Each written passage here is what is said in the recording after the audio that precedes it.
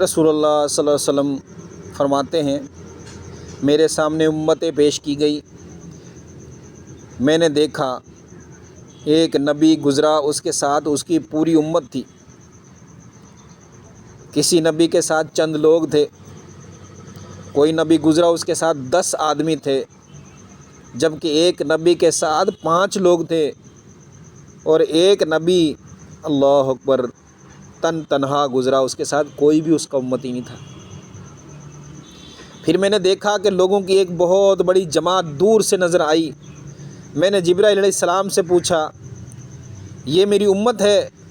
انہوں نے کہا نہیں، بلکہ آپ افق کی طرف دیکھیں۔ میں نے آسمان کی طرف دیکھا تو ایک زبردست جماعت نظر آئی۔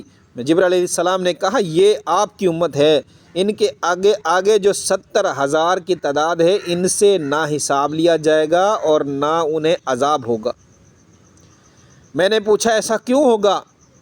انہوں نے کہا یہ لوگ بدن کو نہیں داغتے، نہ دم جھاڑ کرواتے ہیں اور نہ بدشگونی ہی لیتے ہیں، بلکہ اپنے رب پر بھروسہ کرتے ہیں۔